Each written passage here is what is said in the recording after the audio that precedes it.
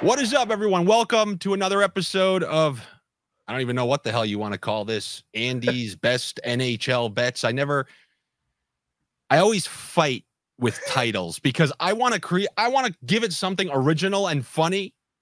But you know what, people, you know what they are. I call them Westworld searchers. If somebody wants to bet on hockey, what do they? They go NHL Bets, March 15th. Today, enter. So what do I got to name my video? NHL Bets, March 15th, whatever. I want to name it the weirdest thing. Deli Slices with Andy and Josh, where we're giving out thin assist slices from 9 to 5.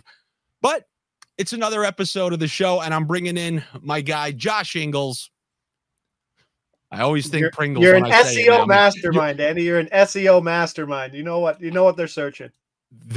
I couldn't be worse at that. I have the performers conundrum where I have most of the creative stuff figured out. The business side, right out my head. I'm just one of those bands that got screwed in the 80s and signed their life away, and then some random suit in a building somewhere made a ton of money. Album deal, Andy. Yeah. Andy with a 6-album deal.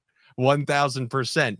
But I'm bringing on Josh for the perfect day, because this is a disgusting 2-game slate. This reminds me of like a month and a half ago. There was a Friday night where the Rangers played Chicago in Chicago, and the Oilers played Anaheim in Anaheim. And then, you had every guy go, oh, -1.5 Rangers, -1.5 Edmonton. Meanwhile, Chicago scores on their first shift. Anaheim goes up 2-0 in that game. Actually, should I just start off with that? Would you consider this decent advice in these Friday night, oh my God, these are just like massive favorite slates? See if either team goes down 1-0 and then take them, because it seems like that's what happens, especially if that worst team is at home. Like maybe they got that Friday night jump early and they get up 1-0 or something like that. That's what I was thinking, because on this slate, I'm going to need you to go check some crevices like your specialty. This is not an Andy slate by any stretch of the imagination. I think if you're trying to look for profit, slamming heavy money line favorites together, probably not a profitable better over the long term in hockey. I'll say in hockey. I mean, I don't mind doing it in soccer, but in hockey, it's tough. Looking at the Anaheim game, Anaheim at Winnipeg. Anaheim's on the second game of a back-to-back. They got to play like 5 games over 9 days, cross country. This team's trash, as we've seen. They can't score. They're giving up a ton of goals. This one's tough to be like, maybe Anaheim can pull one off, especially after Winnipeg losing to Nashville 4-2 on home ice in a big game. That Nashville game at +135 was nice. But the other game, I think if we're looking at one of the sneaky teams, like I don't like Chicago, but they're a better team at home. They've won 3 of the last 4. They've obviously beat up on bad teams, but the Kings have, I'm sure they're probably on your no-no list as how inconsistent they've been. But if one of them's going to break that crappy, if you're going to be the Friday guy who throws them together, the puck line, I think it's the Kings that are going to let you down. So I will say this. I don't get I don't waver on my beliefs based on results. And like when I watch gameplay, I take pride in knowing like what's a good hockey team and what's a successful brand of hockey. I saw the Kings give up absolutely nothing against the Islanders in a shutout. And then I saw them dominate the first period down low, and they held St. Louis to absolutely nothing. St. Louis gets a garbage lucky goal to go up 1-0. And then like halfway through that game, the tenor shifts. Yeah. And then it's just like, well, you can't trust these Kings. I do know this. I can trust the style of play from the Kings, and I would want nothing to do with playing them in the playoffs, because this whole season I could see it. They're comfortable like trailing 1-0 in a game or being up 1-0 in a game. Their style, you heard it here first, is going to translate very well because they haven't been getting a lot of offensive production in a lot of these games. And I weirdly think that serves to a team's benefit come playoff times, because those teams who don't struggle on offense all season, like Toronto or something, then all of a sudden they get in this grimy series. They don't know grimy series. It's like, yeah. It's awful. And I watch the Kings, and yes, so inconsistent this year, but I'm weirdly not worried about them. I'm watching their style, and I'm like, I think you've credited people who play playoff style all year, like the Florida Panthers. The Kings are just doing it without finding the right side of the result. Like Carolina had a good game against the Rangers. They lost 1-0. they bring that same effort to Florida, win 4-0. Like, these are, I don't know, teams that play like that, I'm a big fan of. I'm not a fan of Vancouver-style hockey, Devils-style hockey from last year, Panthers before that, like where you're going to try to offense your way through everything. So I do think with the Kings, like, I believe only one game in their last 10 has gone over 6 goals. So it's like, if a lot of suppression involved in there. No, I get it. And at the beginning of the season, this was a team I believe was 11-0 on the road, so they can win on the road, which is massive in the playoffs. But they're still deep down the middle too, right? When you got Philip Deneau as your number 2 center, who, if they match up well versus Edmonton, and if they have to go through that route, that's a problem. And not a lot of teams can throw 2 centers like Anze Kopitar and Philip Deneau at you, like the Kings can. I'm going to bring up this kind of theme to you today. It's something I've been trying to isolate with forwards who are changing lines. We've obviously talked about trickle-down Snakenomics quite a bit, and I've been tracking players who have amassed shot totals that the books set at a certain number on one line where it's conducive to that person shooting a lot. And then once line changes happen and they get inserted into like a different line combination, where it's different like, world. Yeah. But as I've said in the past, this isn't the NFL. You got like a almost full week grace period before it actually changes. Yeah. So what I've noticed are a couple things. We'll get to my favorite one, which I've noticed in a little bit, but with the Kings, since Kempe's come back, like, they were relying on Byfield seemingly a little bit more. Yeah. Never seeing this guy shoot the puck since Kempe's come back. And Kempe's not even on his line.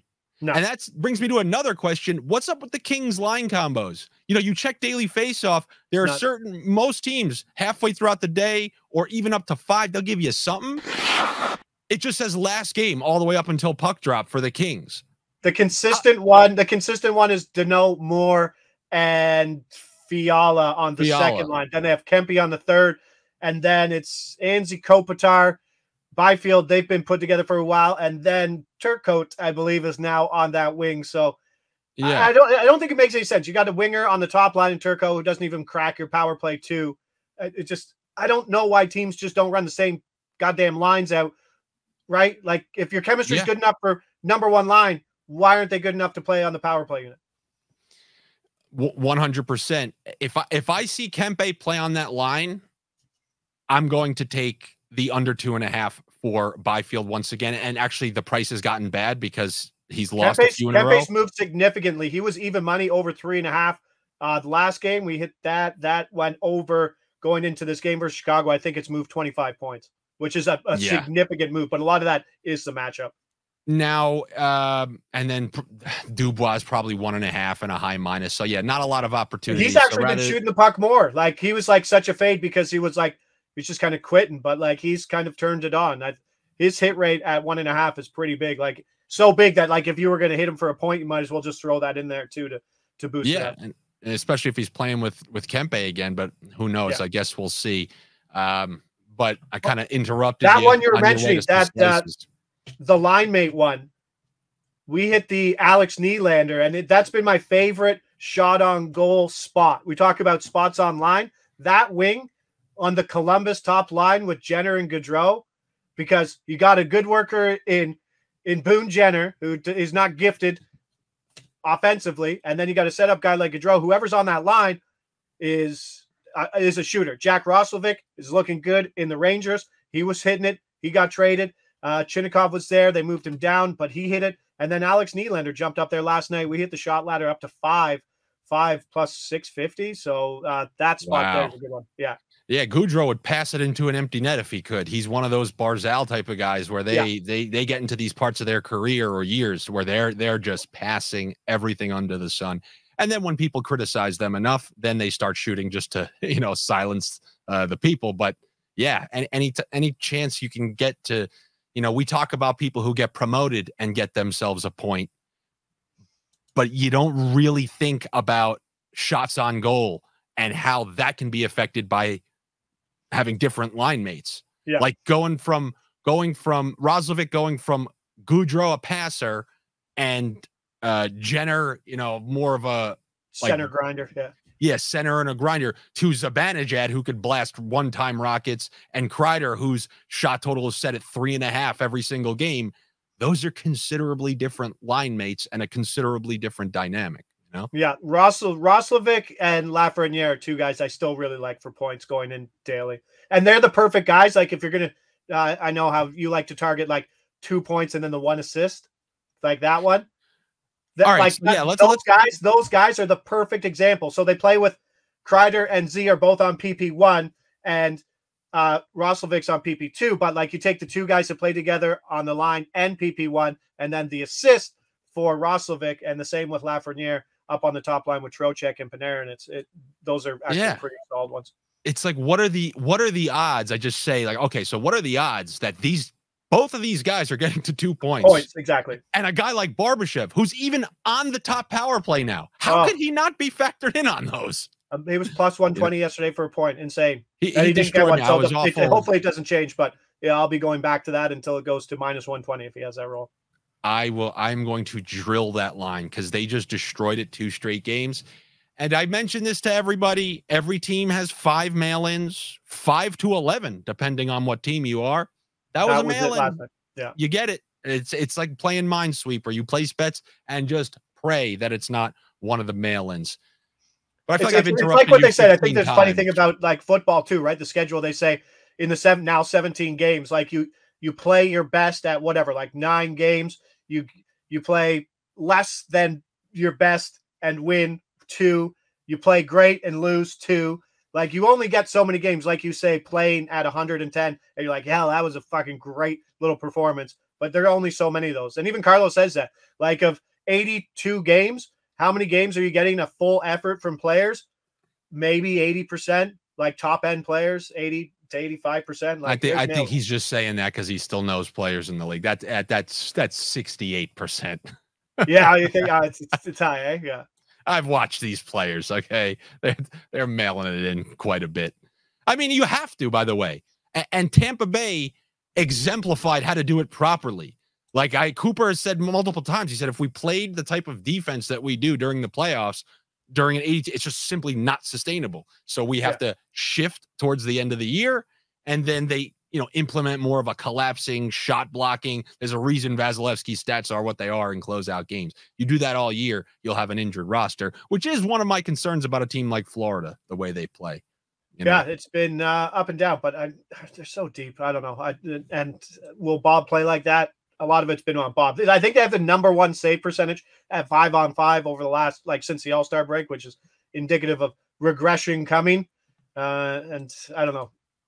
I don't think Bob can sustain that forever, but I still wouldn't want to face him. Definitely not. Look over the course of his contract. He's had multiple instances where they didn't even start him. He was playing so poorly. He didn't even start the playoffs last year. I know, or the final stretch. They made the playoffs because of Lyon.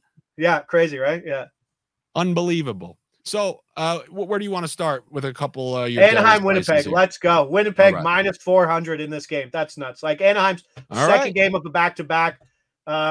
0 goals last night. Shut out. Had one. It got called back. Lost 2-0. Minnesota wanted more from Minnesota, but they lost Radkos Gudas. He exited last night. That's a big thing. We're getting John Gibson after Lucas Dostal started last night. John Gibson. He's just a guy. Like, we're talking about a goalie who was the starting goalie for the American national team. He was the number 1 American. It was like Mike Richter, and now it's John Gibson. And this guy has just wilted away in the California sun, and I'm sure he doesn't care, but this is just a guy who packs his lunch, goes to work, and then probably like Anthony Rendon in baseball these days, just like, yeah, I don't really care too much about the sport. But this is a guy who's allowed 32 goals over his last 7 games, Andy. That is insane. He wanted to fight Peter Mrazek last game. For him. I don't want to make excuses for him. As a guy who lived in Los Angeles and had some good friends down in Orange County, you can get real lost in that life down there. Yeah? I'll tell you that. He's eating beach tacos at Sharky's on the pier. And you forget about the Winnipeg Jets coming to town. You don't care. All right. You got that surf in the morning that you got to catch. I somehow wonder how they won the cup back in. Anyway. Yes. I will defend him. Harry, just a bit. Getzlaf, Niedermeyer. There was some talent on that roster, but like Yeah. 4.92 goals against over his last 7 games, 853 save percentage. He's allowed 5+ goals in 4 of his last 7 games. That is ugly. And like I said, he tried to fight Peter Mrazek in the last game. He was off yesterday. I don't know where his head's at. He's probably not excited, as Carlos said, to be playing the second game of a back-to-back in Winnipeg. It's still like the saddest city on the entire schedule, basically. So on this point, we're not getting much value on a lot of skaters. Their morning skate, it's probably just going to tell us that Mark Scheifele is questionable for the game, and we won't know until. So I'm waiting to load up. I would love to stack the top line that I know is going to be there. But one angle I do like is taking defensemen in one-sided games, just because we see it a lot of time. Top lines don't play a lot of late minutes when they're up 6-2. Defensemen will stay on the ice. So Josh Morrissey for an assist, -118. 2 assists, 425, and 3 assists at +1100, Andy. The guy has three assist games over his last 11, 17 assists over his last 13 games, facing an Anaheim penalty kill that's 63%. There's a lot to like, and Morrissey's probably my target in this game. You just mentioned Scheifele being on that top line, and, we're going to have to wait. I guess the early reports would indicate that, he's looking to play. This has been one of the instances that I've been looking at where somebody gets a little promotion, and now you just put yourself in this player's shoes. You're a player who's not on that top line. You're now playing with Connor, the best scorer on the team. Yeah. And Scheifele, probably, if not the next best now because of like Toffoli and whatnot being in there. So you're playing with 2 of the top scorers on the team. You feel like Billy Madison. You have a pet. You have a responsibility. You don't get on that top line and start shooting at the net. You get your ass out there and you pass that fucking puck. Yeah. I think I'm going under 2.5 on his plus money shot total. The reason this would be awful is because Nikolai Ehlers. Okay, yeah. Now, if you can do a quick check, since he's been playing with Scheifele on that top line in this little stretch here without Velarde, I believe he stayed under couple in a row. And the one worry I would have here is they're facing a team who hemorrhages chances. But then again, sometimes when you play bad teams, is Winnipeg really up tonight? Like, oh, we got to get ready. We got Anaheim coming in. So, there could be dual reasons. Number one, teams don't shoot a ton when they're up.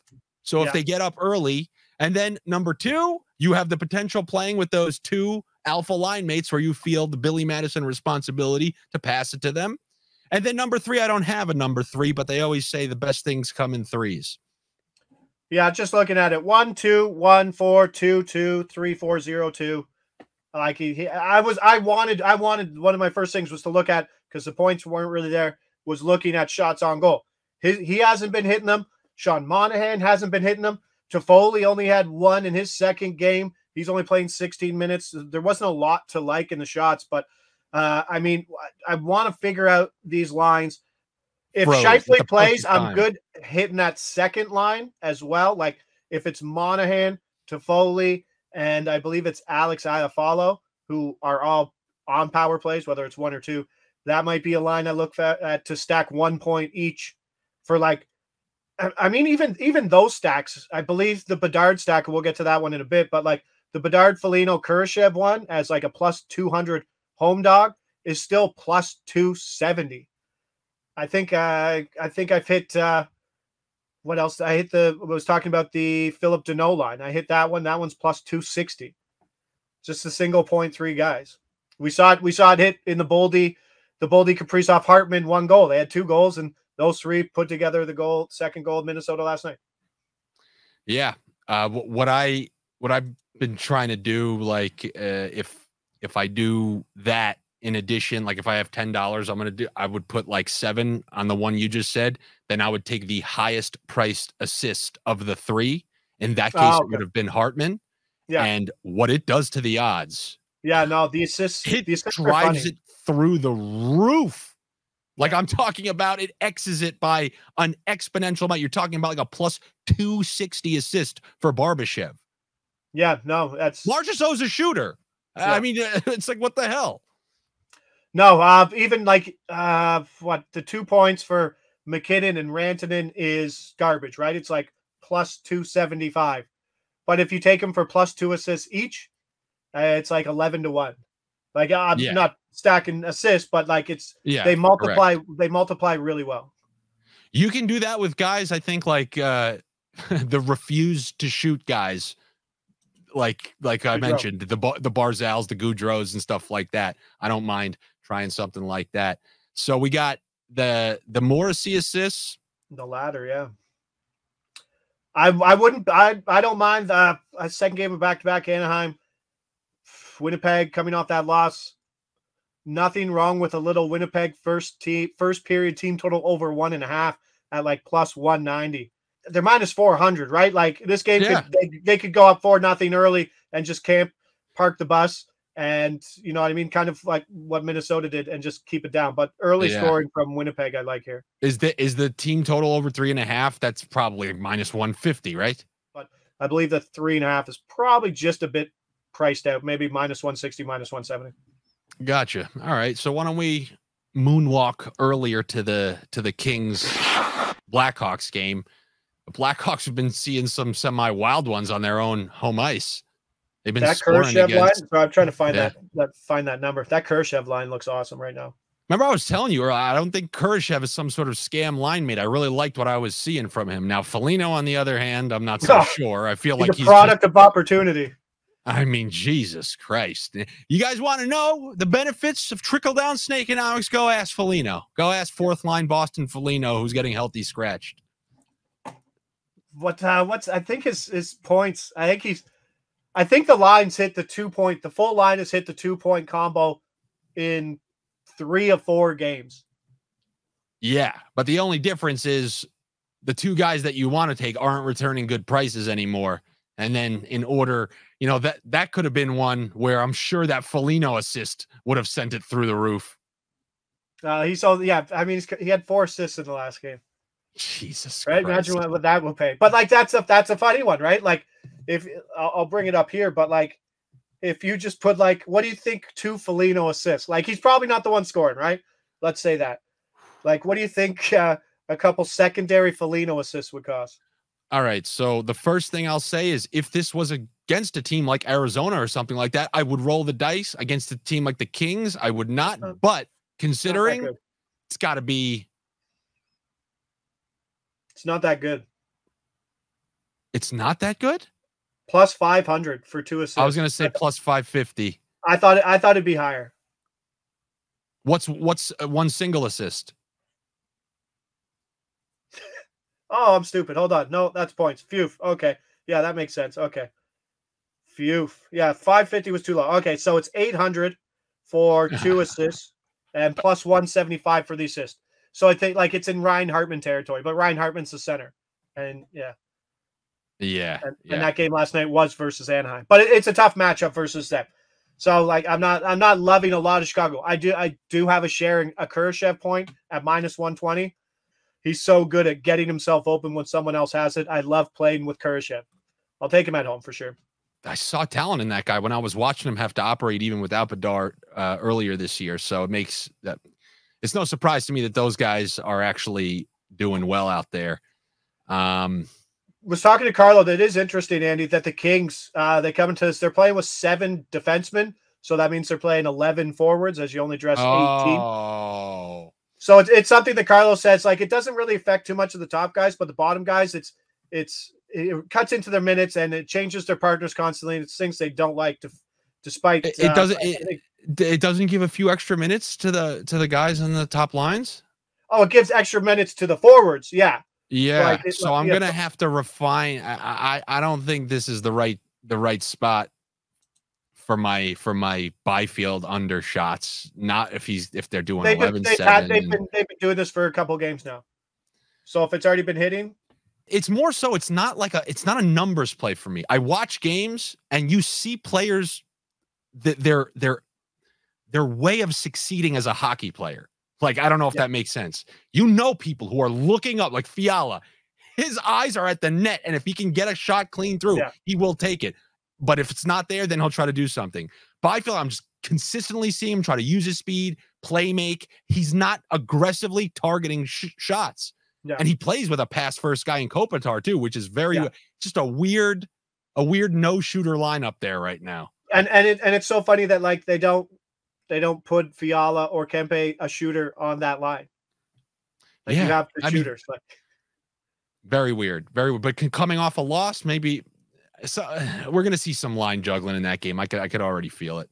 For sure. Yeah, you're right. And no, but to continue on the assist, Doughty for an assist of +110. Carlo does say what this does. Like, you can't play guys, especially Doughty, who's been in the league forever. You can't give him 27 minutes a night. You can't play these guys constantly, especially this late in the season. So what it's doing, he thinks, is kind of taking down the minutes a bit from these top guys, running 7 defensemen, so that they can have a defense core that's ready heading into the playoffs. So we're getting maybe a minute less of time on ice from Doughty, but we're getting better quality minutes as opposed to, like, just out there. And his assists, I don't know if you've been following him. Like, oh, it's a great point. Let me go take a look at his assist hit rate. The guy has 11. He's hit this in 11 of 13. Like, he's incredible. Just a single assist machine. So the hit rate's there, the narrative there with the better quality of minutes with going 11 and 7. So I like the Doughty assist. Not worth laddering because he's not a guy like Morrissey who can stack them, but just one assist at +110, something to have. Yeah, they're a difficult team because they roll 3 lines and you see different guys produce on given nights. So I've only hit the 2-point combo once. Like, if you play the 2-point combos, this team's a nightmare because it's like, here's 16 minutes to every one of the top 9 forwards. You're like, thanks, guys. Yeah, 100%. It's frustrating because Kopitar and Byfield have been playing together, and their price usually is north of 1,000. You'd assume it's going to hit one of these games, but it definitely does not. I thought I would do a little. I guess we can do this quickly. The reason I brought up that the shots on goal with new line mates thing is because, like, on my Patreon, I've been giving out the Matt Barzal under for over 5 games in a row right now. Yeah, because they stack the top line, and Nelson is a shooter, Horvat's a shooter, and Barzal's always been a passer. He's never scored 30 goals, but he's got to 90-something points. He loves to pass. And earlier in the year, with Lee on that line and on the power play, he was willing to shoot more, but he's defaulted to the previous Barzal ways since he's got these new line mates. So if we see that they keep that top line together, which I think they will, I think they'll run it out there one more game. Even they've lost 2 in a row. I guess we'll see for sure. But in an early game against Ottawa, who's a nightmare on themselves, I'm gonna run this back because I've got some plus money prices. The price is starting to get worse, but the Barzal under 2.5 shots tomorrow at noon is something I'm gonna go back to tomorrow. I think if I bring up natural stat trick here quickly to look at shots against. I don't think Ottawa's like this sieve of team that allows a ton of shots anymore, despite playing crappy hockey. Shots against per 60 over the last 10 days. Ottawa sitting 12th in the league. So, like, it's a tougher matchup in shots. I like it. You also get that really exciting afternoon angle of maybe, like, you don't know. Like, it could be like 7-2. It could be 7-6. Or it more likely will be 3-1. Especially with I heard Yager on the broadcast last week. He said if a game started before 3, I was out of it. like that wasn't a game I was truly playing. No, but looking at that, I mean, who do you take? Those 2 offenses just aren't scoring. I don't know. You probably got to go. Speaking of which, you're gonna have to answer for him, and I got him up there for you, so you felt comfortable at home. But that was a straight FOMO bet. The Islanders to win the cup at 70-1. I'm like, I don't want to miss out on 70-1. There's a $25 bet for $2,000. Oh, I get it. But at some point, did Carlo explain himself? Because I told you, and I still think this is true, of those teams, they are the most likely between having Pulock and Pelech back and having a top line that's scoring, and they found some success in the second line. And their high danger chances against are now top 5 in terms. So they've reversed all the metrics that undid them. And I think they're the best of those disgusting teams. And they're going to sneak in some low playoff spot and probably lose immediately like they did last year. But do you know what it takes to win a Stanley Cup? You got to get through Carolina, then the Panthers, some team in the West. I need to know what Carlo's thinking with that. There's a sneaky angle. I didn't even think about it until now, but like those other runs, like the bubble run, like there is some experience. Like Barzal was a fucking beast in the playoffs during that bubble run. Like there is some experience in that locker room. The bubble run was the best Islander team, including the following year that made it. It still looks like the same team. No, it's the same roster. Come on. No, that is 1,000% incorrect. Devon Taves was leading the second pairing with Mayfield. The third pairing was. Where is Mayfield? Mayfield's injured, but he probably will be back for playoffs. The third pairing was the team's first pairing. Their free agent. It was Letty and Boychuk. And then Andy Green is a seventh defenseman. And Trotz getting full buy-in from the team. They held everybody. Nobody could. It took like the best Lightning team that wasn't beat for 3 straight years to finally get rid of them. But they were disposing of teams. Like they got rid of Florida in 3. They got rid of the they lost a couple overtimes to the Flyers. They got rid of Washington in 5. That Islanders team was dominant. It's completely different now. Like they were getting a lot of goals from like 5 in those games. Oh, yes. Yeah. But this team, they're not like that. They're not like that. They got Sebastian Aho on D. Dobson's a defensive liability, although he gets a lot of assists and stuff. Pulak and Pellick are not as good as they were under Trotz. Hey, there's never a time I've wanted to be wrong more than right now. Yeah. But Carlo, I wish you the best of luck on that. If I can get 6.5 on that game, I'd take the under in an afternoon game. Yeah, I pretty much am. I made a vow that I'm actually not taking a single over 6.5 until next season. I believe when playoffs are on the line. Well, I rarely bet like games like Columbus and Ottawa last. I'm not betting that game. Both of these teams can decide to show up or not show up. It has no bearing on anything at all. So I'm trying to bet on teams that need the points and are trying to. There are playoff implications. Took the Seattle-Washington under last night because it's 2 teams scrounging for the last wild card. So in situations like that, like I'm looking at all unders right now. And I know that's not an exciting thing to say. but for real, like you're right. From now until the end of the year, I mean, look at the Carolina Rangers. Look at the Florida. And I know you got bit the other night the same way I did with Dallas when Dallas played Florida. But that game went exactly, if it's not for that idiotic flailing stick penalty by Robertson, that game's over. Empty netter. Under stinks. He's falling apart too. Yeah. He got pulled last night too. So I'm seeing 6.5 right now on the Ottawa Islanders game. I would take that under.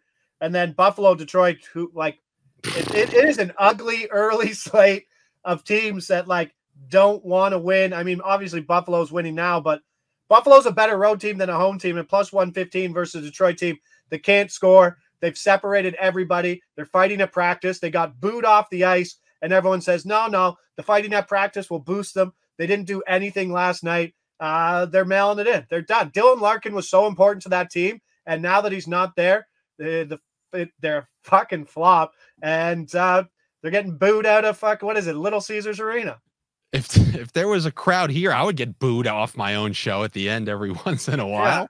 Yeah. Oh, for sure. You got to keep them in check, but I don't think they have it. I think Dylan Larkin's a big part of that team, and I'll take Buffalo. And Buffalo's one of those teams because they're awful. They have a lot of experience in those shitty 12:30 games, and I think there's something to be said about that. Philadelphia plays a lot of those games, and Buffalo plays a lot of those games. And when your body's used to doing that, maybe 3 times every 2 months, I think there's a little advantage to them.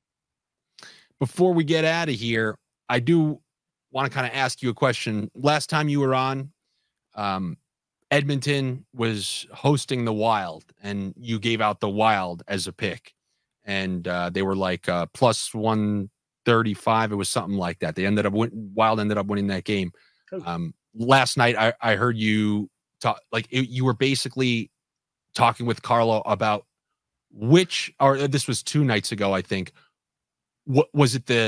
Blues at home against the Kings or Nashville on the road against Yeah, the would Jets? you rather Nashville on the road at plus 135 versus Winnipeg, or would you rather St. Louis at home plus 125 versus, was it the Kings?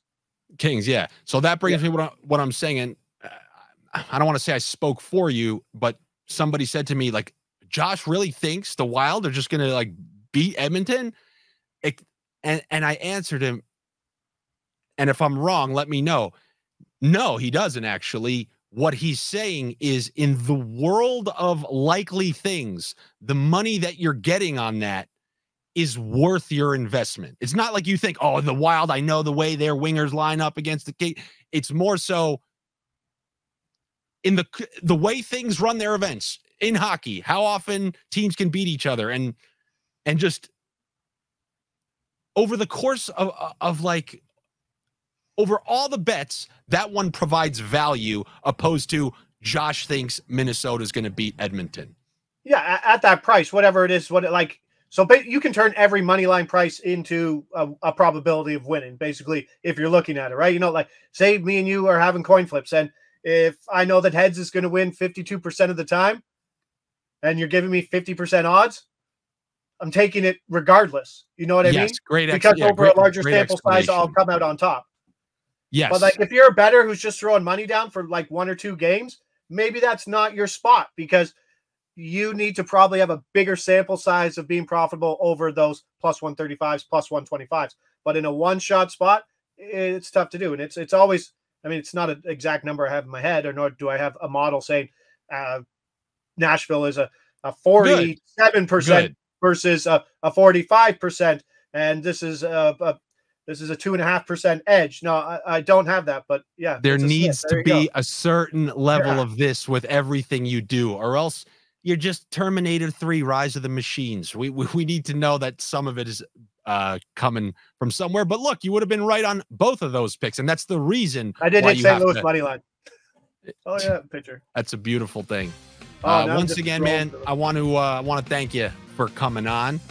I'm sure there will be many more times before the end of the season. I appreciate it on a deli slice night like this, because I got to be honest, this is not a great Andy night.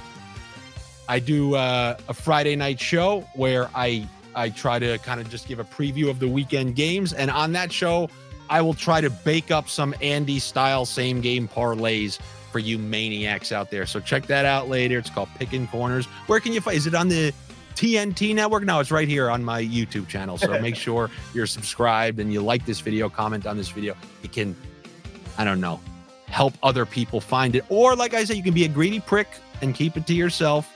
But I would very much appreciate it if you could spread that. So thanks again for coming on, Josh. I will, I don't know, I'll talk to you soon, man. Yeah, appreciate it as always. Make sure you find out what's happening in Winnipeg before you start stacking everybody over there. Plug your show. Oh, Wednesday, Thursday, Friday, live with Carlo, release. We're there. A lot of people here are there. It's great. Just talking hockey, making bets, and two 41-year-old men just hanging out, bud. I'd argue that's a little bit nice, because there's nothing I hate more. I call them teenage panicking bettors, where everything's a catastrophe. When you got a couple 20, they can take a loss in stride and talk about some things, and it makes people feel makes people feel good. It makes people learn how to handle it a little bit better, like war veterans or something like that. I had fucking 65 bets in my account last night. So, yeah, I'm just happy I'm not asking for money on the side of the road right now. But no, we'll live. Like there's always tomorrow. Don't blow it all in one shot. I know lots of you will, but there's nothing worse than losing money. I get it, but like save it. You don't have to get rich. Basically, you don't have to get rich on Friday, March 15th on game 67 of the NHL. You know what's crazy? Even if they did, they wouldn't go out tomorrow night and enjoy the fruits of their sniff like I try to tell them to do. You know what they would do? They would try to make a second million and then lose the first million, and then they're all back to I won a bunch of money off that Val Nichushkin header into the net in overtime. First thing I did was buy his rookie patch auto. Yeah. You got to buy things to be like, hey, remember that betting moment of my life that was awesome? Now I can symbolize it in something that's cool. Exactly. There he is. I am aware. Yeah. I am aware of investing your sniff winnings. All right, man. Thank you so much. I will be back with all you guys later on. Josh, good luck with your sniffs tonight. I will talk to you later. All right. Cheers.